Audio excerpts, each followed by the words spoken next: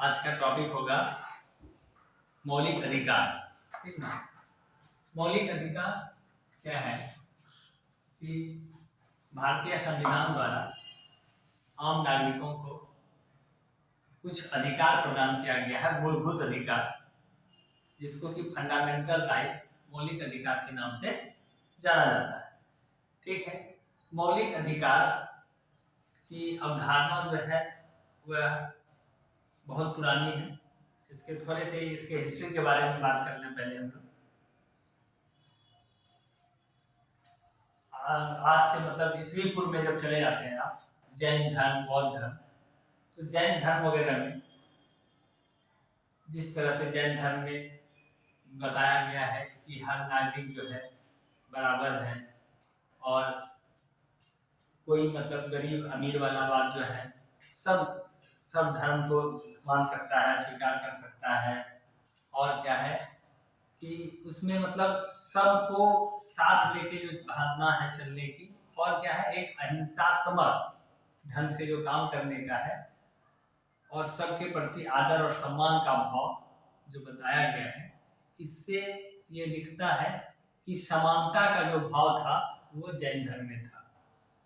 आम नागरिकों के प्रति सब इक्वल है, तो वहां से भाव आता है। दूसरा, बौद्ध धर्म में भी गौतम बुद्ध जो है वह एक अच्छे परिवार में कुल में जन्म लेने के बावजूद, अच्छे भाषा का जानकार होने के बावजूद, आम जन की जो आम गरीब गुरुआ लाचार मजबूर जो लोग थे, जो कम पढ़े लिखे या नहीं पढ़े लिखे, बहुत पिछड़े हुए लोग थे, जो आम मतलब नीचे से नीचे तबके के जो लोग थे, उनको जो समझने वाली भाषा थी वो उस भाषा में ही उपदेश वगैरह अपना दिए। इसलिए वो चाहते थे कि कोई भी ज्ञान है, ज्ञान का अधिकारी हर एक व्यक्ति है, जो भी नॉलेज है, ज्ञान की बातें हैं, वह हर व्यक्ति को जानने का अधिकार है।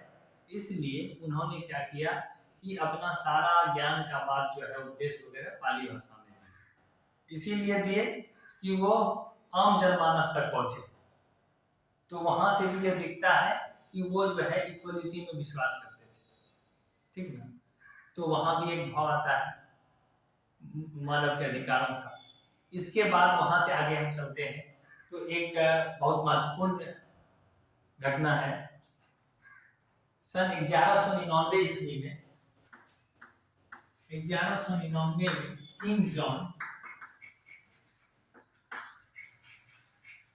किंग जॉन ब्रिटेन के राजा बने। 1199 में किंग जॉन ब्रिटेन के राजा बने और वो 1215 ईस्वी आते आते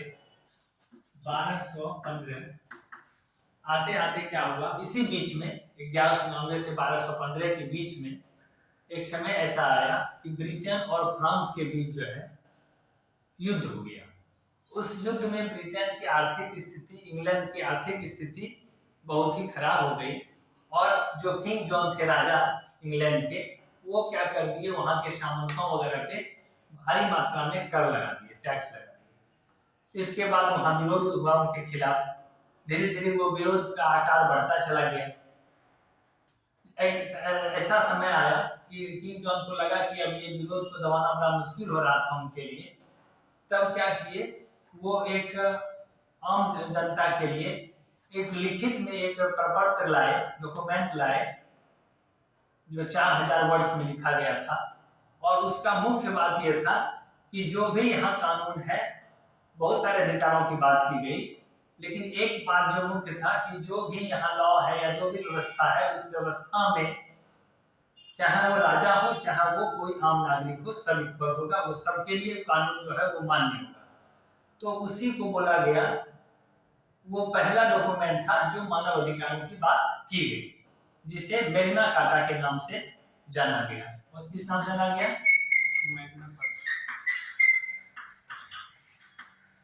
मैग्ना कार्टा के नाम से जाना गया। Magna carta 1215। ठीक ना। तो मैग्ना कार्टा के आधार पे ही ब्रिटेन में भी धीरे धीरे मौलिक अधिकार की बात हुई। आगे चल के बिल ऑफ राइट जो आया वो मैग्ना कार्टा का ही देन है। इसके बाद गांधी जी भी साउथ अफ्रीका में आम जनता की बातों को उठाए, उसको उस बात को भी मैग्ना कार्टा कहा गया। ये प्रोसेस चलते गया, कई बार लोगों ने उठाया। इसके बाद जब देश आजाद होने लगा, उस टाइम संविधान बनना शुरू हुआ, तो यहाँ भी संविधान में मूलभूत अधिकारों पे, मानव के अधिकारों पे जोड़ने की बात की गई, जिसे कि मौलिक अधिकार कहा गया, फंडामेंटल राइट। तो फंडामेंटल राइट में तो उसका स्ट्रक्चर जो है, उसका प्रारूप जो है तैयार करने के लिए यूएसए के संविधान से उसको लिया गया, उसका कुछ रूप उसको देखा गया और वहीं से एक तरह से कॉपी, 100% कॉपी नहीं, लेकिन वहीं से उसको देख के इसके बाद फिर उसको भारतीय संविधान में उसको जोड़ देखा गया और बनाया गया। इसके बाद जिस समय संविधान में मौलिक अधिकार दर्शाया गया, उस समय हम लोग के पास कितने मौलिक अधिकार थे? 7 अधिकार, ठीक ना? कौन कौन से? तो right to equality, right to freedom, right to against exploitation, right to freedom to religion, cultural and educational right, right to constitutional remedies और राइट टू प्रॉपर्टी। ठीक है, तो ये मौलिक अधिकार जो था वो आम नागरिकों को दिया गया संविधान में। ठीक है, संविधान के भाग 3 में, ठीक है, संविधान के पार्ट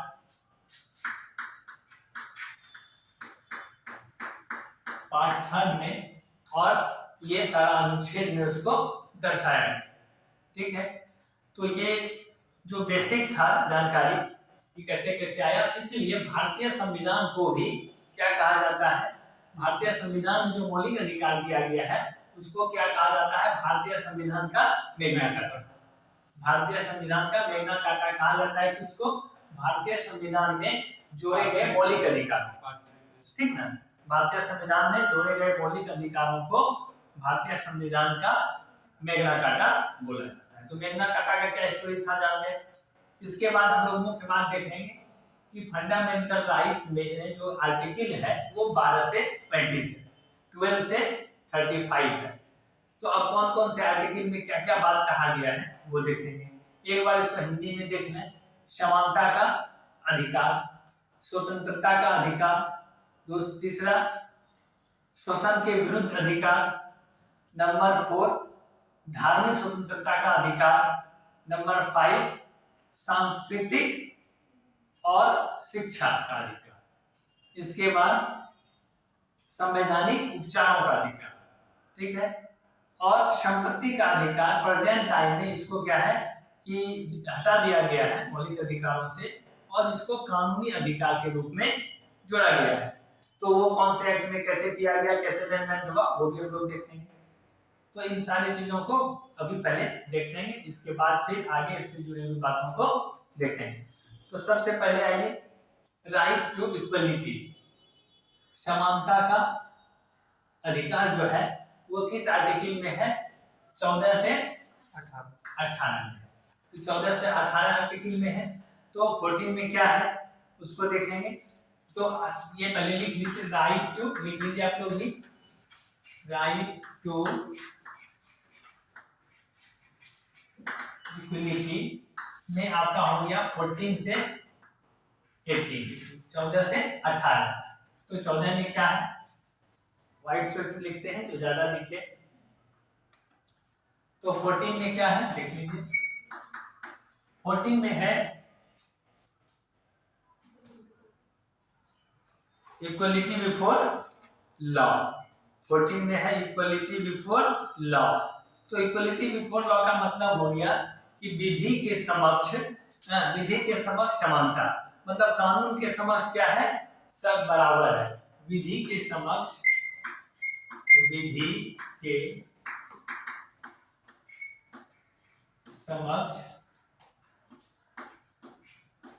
समानता। तो 14 क्या बोल रहा है? विधि के समक्ष समानता। कानून के समक्ष जो है सारे नागरिक जो है, चाहे वो किसी पद पे हो या कोई बहुत बड़ा व्यक्ति हो, बहुत पैसे वाला हो या बहुत गरीब हो, किसी भी तबके का हो, वो लॉ के सामने ऑल आर इक्वल, कोई डिस्क्रिमिनेशन नहीं, सारे बराबर। तो ये कौन बोल रहा है?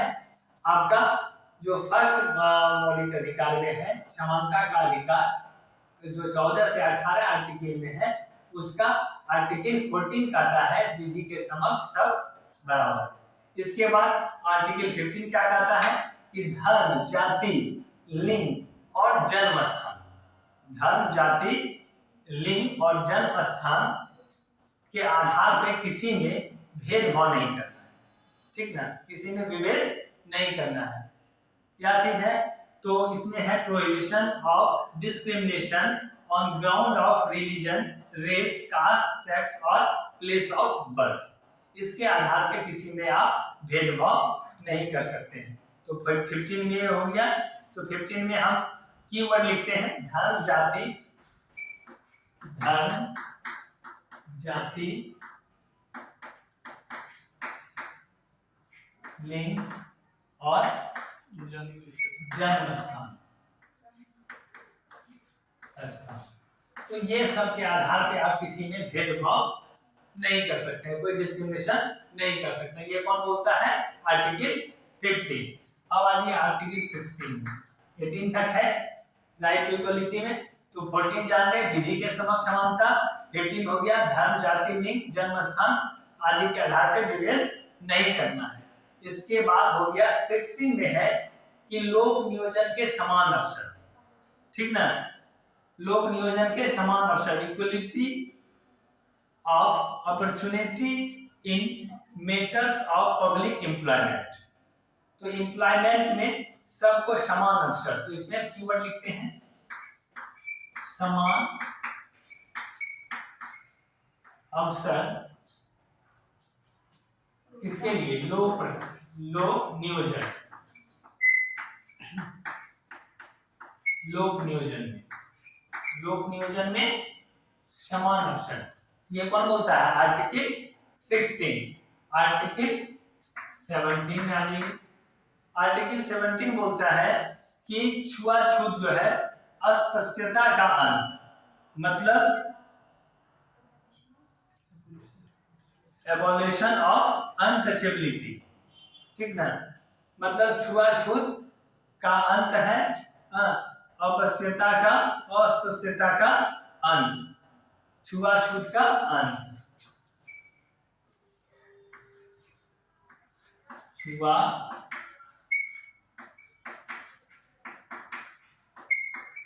इसके बाद आर्टिकल 18 बोलता है उपाधियों का अंत, ठीक ना, उपाधियों का अंत। जो पुराने समय में उपाधि दिया जाता था राजा, महाराजा, धीराज, राजा, ये सब तरह का उपाधि का अब नहीं चलेगा। कुछ एक्सेप्शन है कि मेजर, कर्नल, कैप्टन, ये सब जो है इलेक्ट्रीमैन वगैरह के लिए, ये सब को छोड़ के बाकी उपाधियों का अंत हो गया, ठीक है।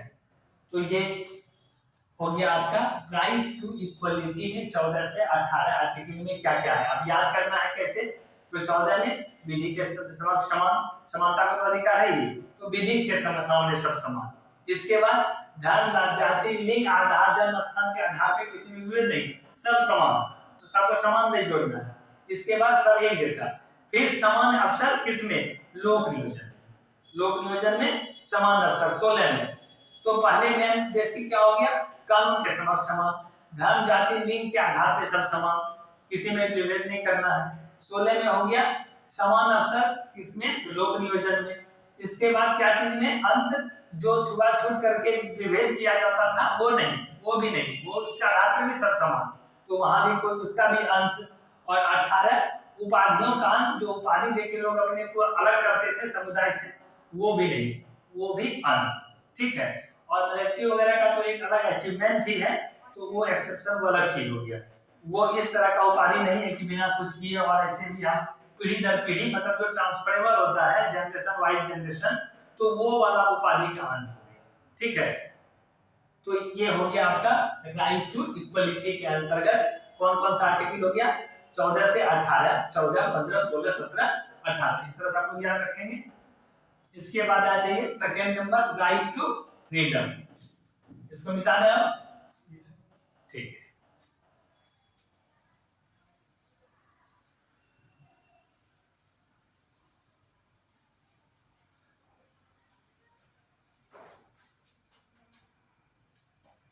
नंबर 2,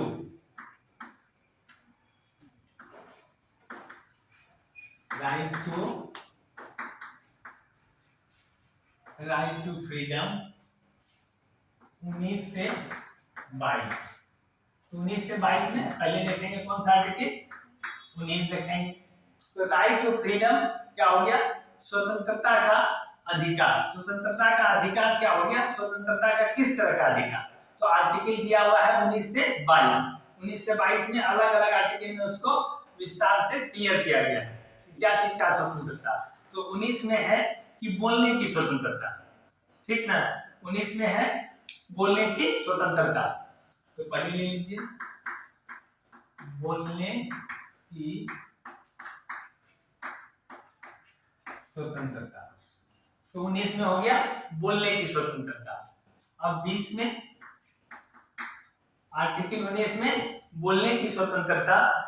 तो आर्टिकल 19 में बोलने की स्वतंत्रता जो है, इसको आपको लिखना है आर्टिकल 19 का क, या नहीं तो आप इसको रोमन में भी लिख लीजिए 1, ठीक ना। 19 में इसको लिख लीजिए 1 में बोलने की स्वतंत्रता। इसमें क ख ग घ 4-5 पार्ट है। तो 19 का 1 हो गया बोलने की स्वतंत्रता। 2 में देखिए क्या है, 19 का 2 में हो गया कि शांतिपूर्ण एकत्रित होने की स्वतंत्रता। शांतिपूर्ण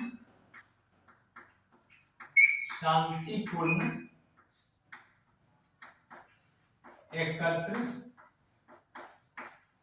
होने की स्वतंत्रता। तो इसमें क्या हो गया, शांतिपूर्ण एकत्र होने की स्वतंत्रता, ये हो गया 2 में। अब 3 में, तो फर्स्ट हो गया बोलने की स्वतंत्रता, और 2 में हो गया शांतिपूर्ण एकत्र होने की स्वतंत्रता, और थर्ड में हो गया सभा समूह बनाने की स्वतंत्रता। सभा व समूह बनाने की स्वतंत्रता। तो सभा व समूह बनाने की स्वतंत्रता। 19 का 1 बोलने की स्वतंत्रता, फिर शांतिपूर्ण एकत्र होने की स्वतंत्रता, फिर 3 में हो गया सभा व समूह बनाने की स्वतंत्रता, और 4 में हो गया आपका पूरे भारत में आवागमन की स्वतंत्रता। पूरे भारत में आवागमन की स्वतंत्रता। तो क्या है, पूरे भारत में आवागमन की स्वतंत्रता, ठीक है। पूरे भारत में आवागमन की स्वतंत्रता। और जब आवागमन हो जाएगा तो रोजगार भी चाहिए, ठीक ना। आवागमन की स्वतंत्रता, सॉरी इसके बाद पहले निवास, हाँ इसके बाद निवास करने की स्वतंत्रता। निवास करने की स्वतंत्रता। और 6 में हो जाएगा रोजगार करने की स्वतंत्रता, आजीविका, कहीं भी रोजगार करने की स्वतंत्रता। रोजगार करने की स्वतंत्रता। तो ये हो गया 19 में, आर्टिकल 19 से 22। तो पहला 19 जो है वो थोड़ा बड़ा है, तो पहला 19 में आपको याद रखना है। तो इसको याद रखने के लिए ये 6 बात हो गया 19 मुख्य। तो 6 बात कैसे आप याद रखेंगे, तो मान के चलिए कि कोई भी जो विरोध किया जाता है, कोई भी कानून लाती है गवर्नमेंट या और इस तरह का कुछ होता है, उसका विरोध करता है, लोग कैसे करता है, पहले आप बोले हम बोले कुछ बोले, जिसको ये गलत लगा उसका अपोज किया। तो सबसे पहले बोलने का हो गया कि बोल दिया, बोलने की स्वतंत्रता। बोलने के बाद क्या हुआ, शांतिपूर्ण ढंग से लोग इकट्ठा होके बोल रहा है, बात कर रहा है कि कैसे क्या है, ये गलत है, ये सही है, तो शांतिपूर्ण इकट्ठा होने का मिल गया स्वतंत्रता। इसके बाद अब उससे भी नहीं हो रहा है तो सभा और समूह बना रहे हैं, सभा भी करके बोल रहे हैं और समूह बना बना के लोग एक दूसरे को बोल रहा है, उसका स्वतंत्रता। इसके बाद क्या हुआ, और विस्तृत रूप में बात को पहुंचाना है तो क्या हुआ कि पूरे भारत में लोग एक जगह से दूसरी जगह जाके बात को बता के सबको उससे अवेयर करा के उस बात को, जैसे एक बार आप देखे होंगे कि गवर्नमेंट का बहुत तरह का विरोध हुआ था तो अलग अलग लोग इकट्ठा होकर जा जाके एक दूसरे को जागरूक करते हैं, या विरोध नहीं और कारण से जानिए कि कुछ अवेयरनेस फैलाना होता है सरकार को, तो उसके लिए भी लोग जा जाके अवेयर करते हैं, दूसरे को जागरूकता फैलाते हैं। तो पूरे भारत में घूम घूम कर पूरे भारत में आवागमन करके आप अपनी बात को पहुंचा सकते हैं। तो उसमें ये नहीं हो गया कि कोई विरोधी हो गया, पूरे इसका अर्थ ये होगा कि पूरे भारत में आपको आवागमन की स्वतंत्रता है। याद रखने के लिए वो घटना से समझाया, ऐसे कुछ नहीं है, बोलने की स्वतंत्रता है, आप अपना भाव रख सकते हैं। और ये पूरा में आता है, ये जो 5-6 टॉपिक है, ये अभी 19 का जो मेन बात है वो है अभिव्यक्ति की स्वतंत्रता। ये अभिव्यक्ति का ही हुआ, आदमी के अपने भाव को रखने की स्वतंत्रता जो है, ये भाव में ही हो गया कि बोलने की स्वतंत्रता, शांतिपूर्ण एकत्र होने की स्वतंत्रता, सभा व समूह बनाने की स्वतंत्रता और पूरे भारत में आवागमन करने की स्वतंत्रता। अभी मान लो कि हमारा उत्तर प्रदेश जाना है, चले जाएंगे, हरियाणा जाना है जाएंगे, चाहे किसी भी सिलसिला में हम जाए, कोई बच्चा बीएड करने के लिए जाता है, कोई कुछ और पढ़ाई करने के लिए जाता है, कोई एमबीए करने के लिए जा रहा है, तो आवागमन का स्वतंत्रता है, आप कहीं भी जा सकते हैं, कोई रोक टोक नहीं है। इसके बाद निवास करने की स्वतंत्रता, आप कहीं गए तो हमको रहना पड़ सकता है तो रहेंगे, निवास करेंगे, कोई दिक्कत नहीं है। इसके बाद क्या है, अब रोजगार, प्राइवेट करिए सरकारी करिए, जिस तरह का रोजगार आपको करना है, कहीं भी जाके आपको मन है रोजगार करने का आप कर सकते हैं, आपको रोका नहीं जाएगा, लीगली आप उसके लिए आपका अधिकार है कि आप जाके कहीं भी रोजगार कर सकते हैं। तो ये जो मुख्य बात था, 6 बातें ये हो गई आर्टिकल 19 की, ठीक है। अब आर्टिकल 20 को देखें, इसको मिटा दें, ठीक।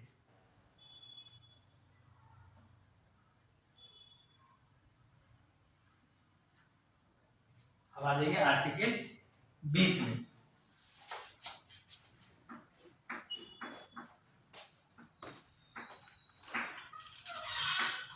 अनुच्छेद 20, आर्टिकल 20 में क्या है कि अपराध के दोष सिद्धि के संबंध में संरक्षण, अपराध के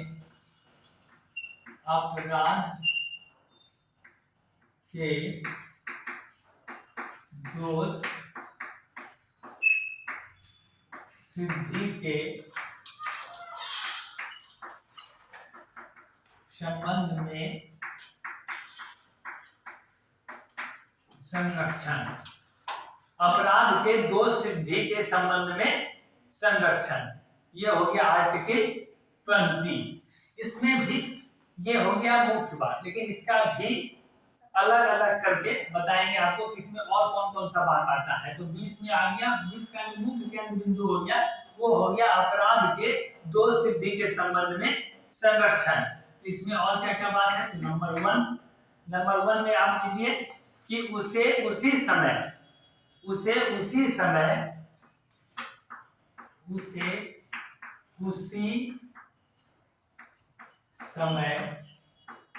के कानून के प्रावधानों के अनुसार सजा दिया जाएगा, जिस समय अपराध किया गया था। बात समझे? इसका पहला बात क्या हो गया कि किसी भी व्यक्ति, कोई भी आदमी जो कोई भी कानूनी अपराध किया, तो उसको जब वो अपराध किया 1 साल पहले कर दिया, जिस भी डेट में किया, उस समय जो कानूनी प्रावधान था उस एक्ट के लिए, उस कृत्य के लिए जो कानूनी प्रावधान था जिस समय वो गलत काम किया या अपराध किया, तो उस समय उस अपराध के लिए जो कानून में, जो विधान में जो प्रावधान था, उसी प्रावधान के अनुसार उसको उस अपराध के लिए सजा दिया जाएगा। ना कि अगर एक आज सजा घटना किया अब 2022 में और उसको उसका ट्रायल होते होते उसको सजा मिलेगा जाके 25 में, तो 25 में क्या हुआ, उसमें बदलाव हो गया। उस एक्ट में पहले सजा था 2 साल, अब हो गया 5 साल, तो 5 साल का नहीं मिलेगा उसको, 2 साल वाला ही मिलेगा, या पहले 2 साल वाला था बाद में घट गया। तो कहने का मतलब है कि जिस समय घटना या जिस समय गलत किया गया, अपराध किया गया, उस अपराध करने के समय जो कानून में प्रावधान था सजा का, उसी प्रावधान के अनुसार उसे सजा दिया जाएगा। वन हो गया। दूसरा बात समझ गए? दूसरा बात क्या है कि उसे खुद के विरुद्ध जो अपराध कर रहा है उस व्यक्ति को उसे खुद के विरुद्ध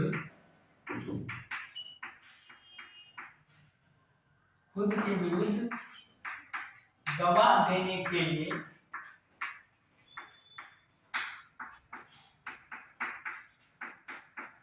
बाध्य नहीं किया जाएगा। बात समझे कि जो भी व्यक्ति अपराधी है, जो अपराध में जिसका नाम आया, तो उसे क्या है कि खुद के अपराध के पक्ष में गवाह देने के लिए बाध्य नहीं किया जा सकता। ठीक है, क्योंकि ये जो 20 है आर्टिकल, वह ही अपराध के दोष सिद्धि के संबंध में संरक्षण। अपराध में जब अपराधी पे दोष सिद्धि होगा, उसमें क्या क्या प्रोटेक्शन मिल रहा है, किसमें? तो राइट टू फ्रीडम।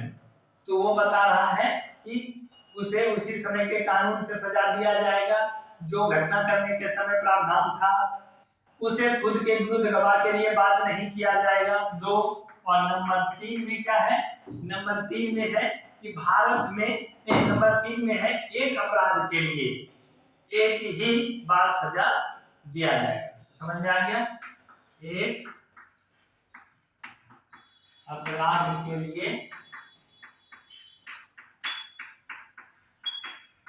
एक ही बार सजा का प्रावधान। तो एक अपराध के लिए एक ही बार सजा का प्रावधान रहेगा। तो आर्टिकल 19 भी कंप्लीट हो गया, 20 भी हो गया। ठीक है, इसको मिटा दें हम।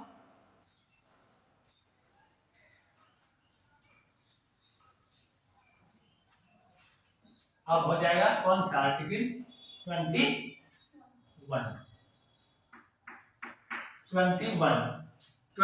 है।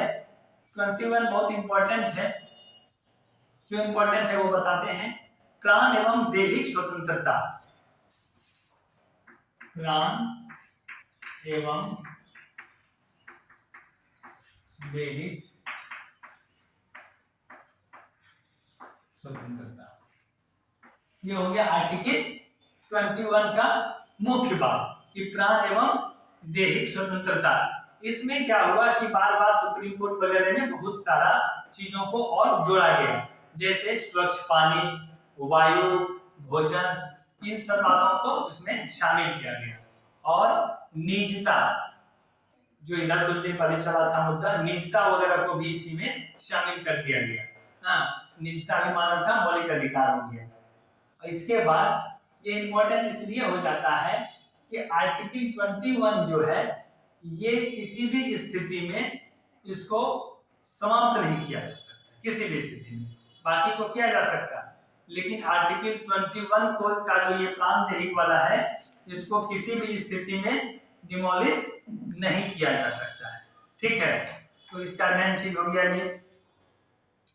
इसके बाद क्या है? अनुच्छेद 20 जो है, आर्टिकल 20 अभी हम लोग पढ़े। कौन सा आर्टिकल पढ़े? 20, जिसके बारे में था अपराध के दोष सिद्धि के संबंध में संरक्षण। और ये हो गया 21। तो ये दोनों जो आर्टिकल है, ये दोनों को छोड़ के बाकी सब इमरजेंसी वगैरह में या अलग अलग समय पे उसको सस्पेंड कर दिया जा सकता है। लेकिन ये दो आर्टिकल ऐसा है, आर्टिकल 20 और 21, इसको किसी भी स्थिति में सस्पेंड नहीं किया जा सकता। ठीक है, एक ये भी बात याद रखना है आपको, आर्टिकल 20 और 21 का। तो 21 में प्राण और दैहिक स्वतंत्रता हो गया, मुख्य बात जो था इसका बता ही दिए। अब आ जाइए आप आर्टिकल 22 में। तो आर्टिकल अब है क्या कि 21 में एक चीज और है, आर्टिकल 21A बाद में जोड़ा गया इसको। आर्टिकल 21A क्या है कि संविधान में 86वां संशोधन 86 86वां संशोधन 86वां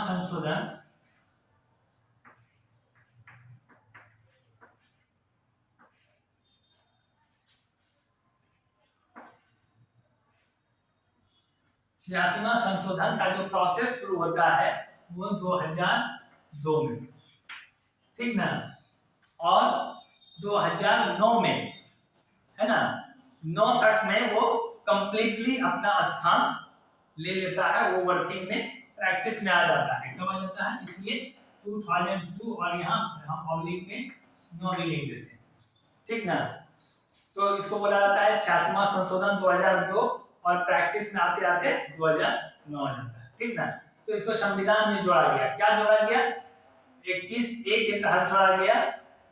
और इसमें क्या था, 6 से 14 वर्ष के बच्चों को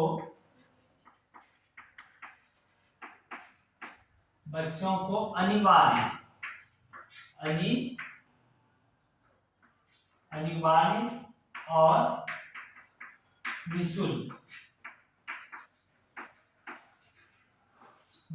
शिक्षा का प्रावधान, ये इसका मुख्य बात है। आर्टिकल 21A में क्या मुख्य बात है कि 86वां संशोधन 2009 जो 2009 तक प्रैक्टिस में आता है, और इसमें है कि 6 से 14 वर्ष के बच्चों को अनिवार्य और निःशुल्क शिक्षा का प्रावधान किया गया, ठीक ना। तो इसमें इस चीज को ये क्वेश्चन नहीं पूछा जाता है बहुत बार कि कौन सा संशोधन है जिसमें 6 से 14 वर्ष को अनिवार्य निःशुल्क शिक्षा दिया गया, तो 86वां संशोधन, ठीक है। आर्टिकल कौन सा है? तो 21A हो गया। अब एक ही आर्टिकल बचा इसमें राइट टू फ्रीडम में, कौन सा? 22।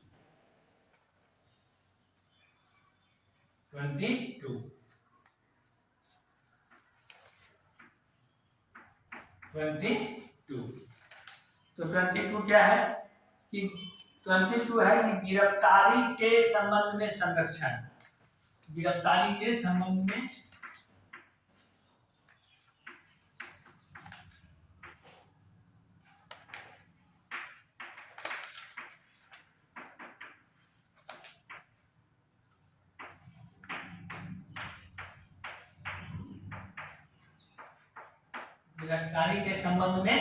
संरक्षण। तो एक तो हो गया अपराध वाला भी इसी में था, स्वतंत्रता वाला में, और गिरफ्तारी वाला भी इसी में है, इस तरह से आप याद रख सकते हैं। और फिर आपका एक आर्टिकल 21A में है 6 से 14 वर्ष जोड़ दिया गया। अब 22 में हो गया गिरफ्तारी के संबंध में संरक्षण। तो गिरफ्तारी के संबंध में क्या क्या संरक्षण है? तो दो बात है इसमें। पहला कि कारण पूछने का अधिकार, पहला क्या है? कारण पूछने का अधिकार।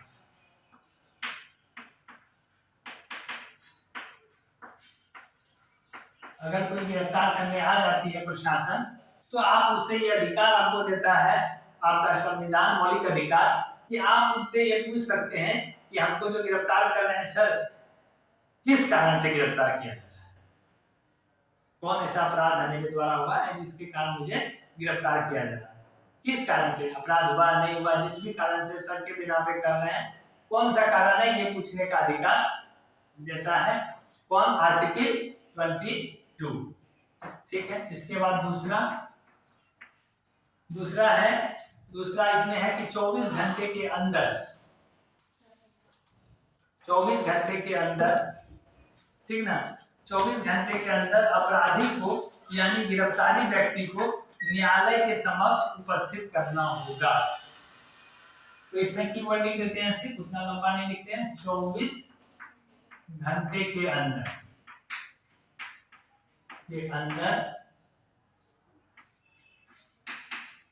अपराधी को अपराधी को न्यायालय के समक्ष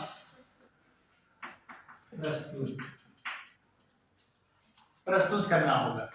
ठीक है, इसमें क्या है कि आवागमन जो आने जाने में टाइम लगेगा उसको छोड़कर 24 घंटा में उसको न्यायालय के समक्ष, मजिस्ट्रेट के समक्ष प्रस्तुत करना है।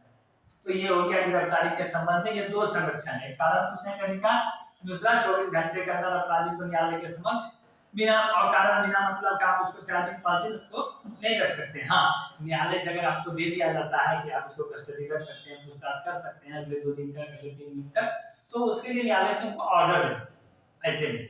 ठीक है, तो ऐसे क्या है कि बिना कोई परमिशन का आप उसको 24 घंटे से ज्यादा अपने पास नहीं रख सकते, आप अधिकार लेके रख सकते हैं। ठीक है, उसके लिए आपको भी कोर्ट से, न्यायालय से अपना अधिकार लेना होगा, क्योंकि 24 घंटा के अंदर कोई भी अपराधी वो न्यायालय का अपराधी का 24 घंटा के अंदर उसको वहां पहुंचा दीजिए। हाँ, आने जाने में अगर समय लग गया तो वो उसमें काउंटेबल नहीं। ठीक है, तो ये 2 राइट हो गया क्लियर। 2 राइट का जितना आर्टिकल था उसके बारे में जान गए आप लोग, तो इसको मिटाना है।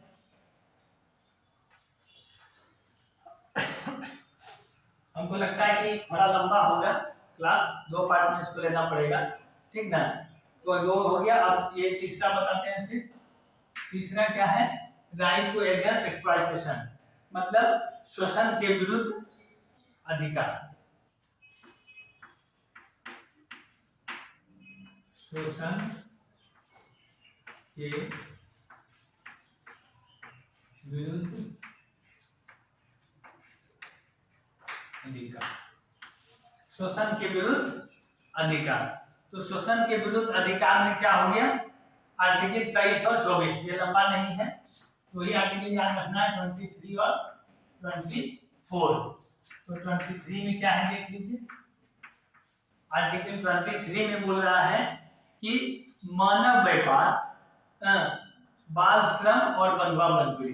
तो ये वर्ड से ही समझ में आता है कि शोषण, शोषण के विरुद्ध अधिकार। किसी का अगर शोषण कर रहा होता है कोई, या किसी भी तरह से किसी व्यक्ति का शोषण हो रहा है, तो उसके संदर्भ में क्या अधिकार, शोषण कर रहा है कोई, उसके संदर्भ में क्या अधिकार दिया गया है जिससे कि किसी का शोषण नहीं हो। तो इसके संबंध में अधिकार में आर्टिकल 23 और 24 दिया गया है। 23 में बताया गया है कि मानव व्यापार, बाल श्रम और बंधुआ मजदूरी। मानव व्यापार, बाल श्रम, बंधुआ मजदूरी, तो इस पे रोक है। बाल श्रम नहीं करना है, मानव व्यापार नहीं करना है, ये सब इलीगल है। और इसमें आपको अगर ऐसा कोई करता है तो वो क्या कर रहा है, मानव के अधिकारों का हनन कर रहा है। ठीक है, मानव के अधिकार का हनन करने का वो दोषी कहलाएगा, तो इस पे रोक है। इसके बाद 24 आर्टिकल में क्या है, 24 में आपका है कि 14 वर्ष से कम उम्र के बच्चों को कहीं भी कारखाने में काम करने पर प्रतिबंध। 14 वर्ष से कम, 14 वर्ष से 14 वर्ष से कम आयु, ठीक है, 14 वर्ष से कम आयु वर्ग के बच्चों को जो है किसी भी कारखाने वगैरह में काम करने पर पूर्णतः प्रतिबंध। ठीक है, तो ये हो गया शोषण के विरुद्ध अधिकार में 2 आर्टिकल है जिसमें मुख्य बात ये। ठीक है, तो ये भी पूरा हुआ।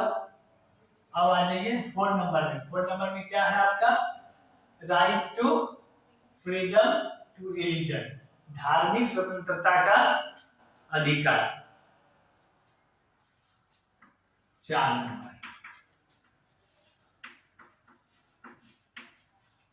धार्मिक स्वतंत्रता का अधिकार। धार्मिक स्वतंत्रता का अधिकार 25 से 28, 25 आर्टिकल से 28। तो इसमें 4 आर्टिकल पढ़ना है आपको। अनुच्छेद हिंदी में बोलते हैं उसके अनुच्छेद। अनुच्छेद 25 देख लीजिए, अनुच्छेद 25 में क्या क्या दिया गया। अनुच्छेद 25 बोलता है कि किसी भी व्यक्ति को धर्म को मानने, ठीक है, आचरण करने और प्रचार करने, किसी भी व्यक्ति को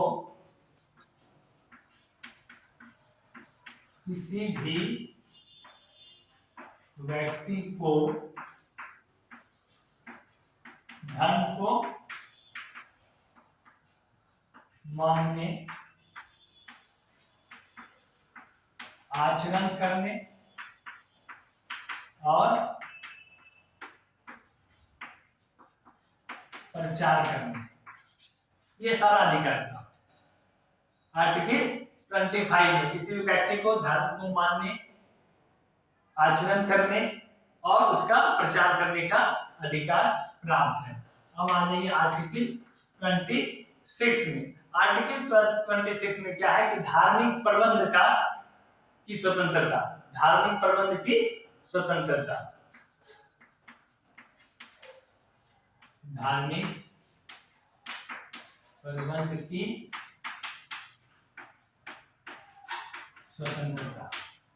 इसके बाद 27 में आ जाइए, तो 25 याद रखिए, 26 याद रखिए, 27 में है धार्मिक कार्यों के क्या है, धार्मिक कार्यों को संपोषित, संपोषित शब्द जहां आ गया, धार्मिक कार्यों को संपोषित, संपोषित का मतलब होता है कि उसको फलने फूलने का अवसर देना, ठीक ना। तो फलने फूलने का अवसर क्या देना, पहला तो है कि किसी भी व्यक्ति को 25 में धर्म को मानना है, आचरण करने का स्वतंत्रता, प्रचार करने की स्वतंत्रता। 26 में है धार्मिक प्रबंध की स्वतंत्रता, ठीक है, उसके लिए व्यवस्था करना कि कैसे और व्यवस्था उसका हो। इसके बाद 27 में धार्मिक कार्यों को संपोषित करना, मतलब आप डोनेशन वगैरह इसमें कर सकते हैं। आर्थिक, ये आर्थिक से रिलेटेड हो गया, आर्थिक इंतजाम उसके लिए, धर्म को बढ़ाने के लिए आर्थिक व्यवस्था उसको संपोषित कर सकते हैं, तो ये आर्थिक से जुड़ा हुआ हो गया। इसके बाद 28 जो लास्ट है, 28 है प्रत्येक जनता को यह अधिकार है कि वह किसी भी धार्मिक शिक्षा उपासना को अपना सकता है। प्रत्येक जनता को क्या अधिकार है, किसी भी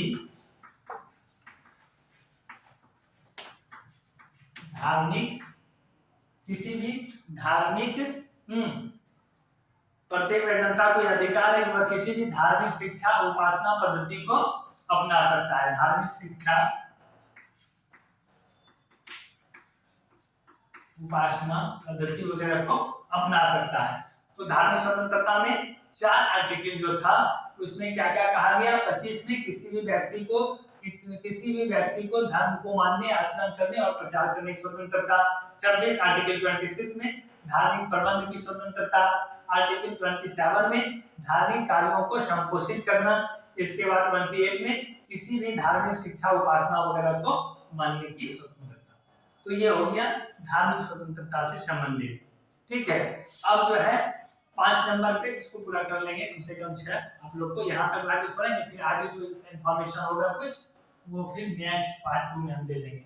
लेकिन ये कम से कम 6 जो है आपका जो आर्टिकल 6 मौलिक अधिकार के अंतर्गत जो आर्टिकल है उसके बारे में कम से कम आप एक बार जान लीजिए। तो 4 हो गया ना। 5वां है सांस्कृतिक और शिक्षा, ठीक ना, संस्कृति और शिक्षा का अधिकार। 5 नंबर संस्कृति और शिक्षा का अधिकार। ये कौन सा आर्टिकल में है, 29 एंड 30, 29 और 30 में। तो 29 में देख लीजिए क्या है, अनुच्छेद 29 और 30, आर्टिकल 29 और 30 हो गया आपका संस्कृति एवं शिक्षा का। तो ये जो है ये मुख्य रूप से केंद्र बिंदु किसका क्या है, अल्पसंख्यकों ये अल्पसंख्यकों से रिलेटेड है, ठीक ना। ये किससे रिलेटेड है? अल्पसंख्यकों से रिलेटेड है, जिसमें 29 कहता है कि अल्पसंख्यकों के हितों का संरक्षण, अल्पसंख्यकों के हितों का संरक्षण, अल्पसंख्यकों के हितों का संरक्षण, ये बोलता है आर्टिकल 29। और 30 क्या बोलता है? आर्टिकल 29 अल्पसंख्यकों के हितों का संरक्षण और अल्पसंख्यकों के शिक्षा संबंधी संरक्षण, ये है आर्टिकल 30। अल्पसंख्यकों के, यही चीज, अल्पसंख्यकों के शिक्षा संबंधी संरक्षण, अल्पसंख्यकों के शिक्षा संबंधी संरक्षण, मतलब जो स्पेशल वर्ग शिक्षण संस्थान वगैरह के लिए जो होता है, तो उसमें अल्पसंख्यकों के शिक्षा संबंधी संरक्षण। और 29 हो गया अल्पसंख्यकों के हितों का संरक्षण, ये है सांस्कृतिक और शिक्षा। इसमें अभी और कुछ तो नहीं है। चलिए इतना सही छूट रहा है, इसको तुम छोड़ दो। अब कौन सा है? संवैधानिक उपचारों का अधिकार, right to constitutional remedies, article 32। Article 32 क्या कहता है देख लीजिए, तो पहले लिख देते हैं 6 नंबर में, संवैधानिक उपचारों का अधिकार, 32, आर्टिकल 32 क्या कहता है? संवैधानिक उपचारों का अधिकार, आर्टिकल 32। इसमें क्या है कि मौलिक अधिकारों का संबंध में कोई भी नागरिक जो है वह याचिका दायर कर सकता है, और सुप्रीम कोर्ट भी डायरेक्टली किसी भी मामले में रिट जारी कर सकती है, वह भी संज्ञान ले सकती है। ये है संवैधानिक उपचारों का अधिकार, आर्टिकल 32। तो ये हो गया कि कोई भी व्यक्ति अगर हनन हो रहा है उसके मौलिक अधिकारों का, तो वह याचिका दायर कर सकता है डायरेक्ट सुप्रीम कोर्ट में भी, ठीक ना। और सुप्रीम कोर्ट भी डायरेक्टली अगर कहीं पे उसको पता चला कि यहाँ इस कार्य से, इस कृत्य से मौलिक अधिकारों का हनन हुआ, तो वह या किसी पॉलिसी से मौलिक अधिकारों का हनन हो रहा है, तो सुप्रीम कोर्ट संज्ञान लेके रिट वगैरह जारी कर सकती है, ठीक है। ये अधिकार किसमें है? संवैधानिक उपचारों का अधिकार, आर्टिकल 32 के अंतर्गत। तो इसमें और एक बात क्वेश्चन बनता है कि भारतीय ये क्या बोलते हैं, आत्मा, संविधान की आत्मा जो है वो किसे कहा जाता है? संविधान की आत्मा किसे कहा जाता है? तो प्रेमपत्र प्रस्तावना, ठीक ना, संविधान की आत्मा। और अगर पूछा जाए कि भीमराव अम्बेडकर, डॉक्टर बाबा साहब ने किसे संविधान की आत्मा कहा? आर्टिकल 32 संवैधानिक उपचारों का अधिकार, आर्टिकल 32 को बाबा साहब ने क्या कहा? इसे संविधान की आत्मा करके संबोधित किया, ठीक है। तो यहाँ तक ये चीज क्लियर हो गया। अब इसमें जो एक बात था और जो हम चाह रहे हैं आप लोग को बता दें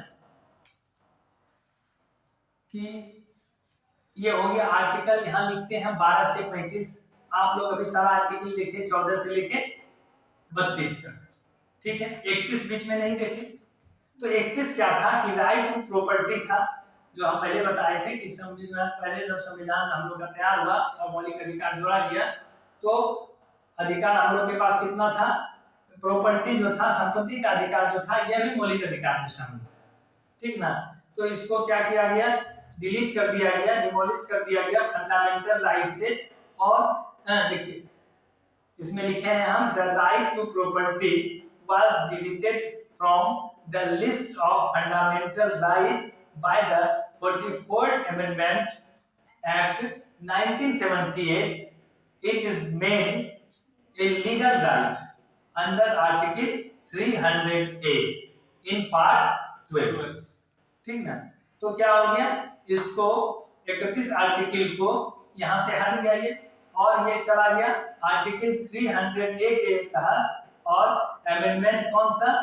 तो 44वां संशोधन, 44वां संविधान संशोधन 1978 के तहत, और अनुच्छेद 300 को और भाग 12 में इसको कानूनी अधिकार के रूप में जोड़ दिया गया और मौलिक अधिकार से इसको हटा दिया गया। तो एक ये इंफॉर्मेशन छूटा था। तो अब आ गए आप 14 से 32 तक, बीच में जो 31 गायब था उसके बारे में इंफॉर्मेशन हम दे दिए। अब क्या है 12 और 13। तो 12 क्या है कि स्टेट को डिफाइन किया गया है, ठीक ना। स्टेट को, स्टेट मतलब संविधान में जो भी स्टेट वर्ड लिखा गया है, राज्य, वो देश को डिनोट करता है, पूरे राष्ट्र को डिनोट करता है। तो हो गया स्टेट को डिफाइन किया गया आर्टिकल 12 में, और 13 में जुडिशियल रिव्यू की बात बताया गया है, ठीक ना। इसके बाद बच गया आपका फिर 32 तक हो गया, 33, 34 और 35।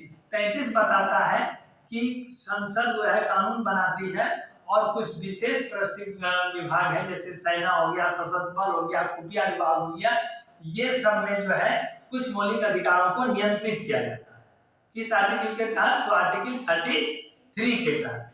इसके बाद 34 के तहत क्या होता है कि मार्शल लॉ में कुछ अधिकारों को नियंत्रित किया जाता है, ये हो गया 34। और 35 में क्या हो गया कि संसद जो है मौलिक अधिकारों के संबंध में कानून बना सकती है, ये कहता है आर्टिकल 35। तो हम बता दिए आपको 12 से 35 तक का पूरा स्टोरी क्या था, ठीक है। इसमें आप 12, 13 भी जान गए और 34, 33, 34 और 35 भी जान गए। और यहाँ से तो सीरियल वाइज है ही, 31 बीच में नहीं था, 31 के संबंध में क्या इंफॉर्मेशन था वो भी आपको दे दिए। तो इतना और देख लीजिए, और कुछ क्वेश्चन होगा तो नेक्स्ट क्लास में हम क्लियर करेंगे आप लोगों को। धन्यवाद। और जो ऑनलाइन क्लास से जुड़े हुए हैं, जो वीडियो को देख रहे हैं, वो आप लोग इसको अच्छे से देखिए, और फिर नेक्स्ट इंफॉर्मेशन इससे रिलेटेड कुछ होगा तो हम उसको इकट्ठा करके आप लोग का पार्ट 2 में बताएंगे। और वीडियो अच्छा लगे तो लाइक, शेयर और सब्सक्राइब करना ना भूलें। धन्यवाद।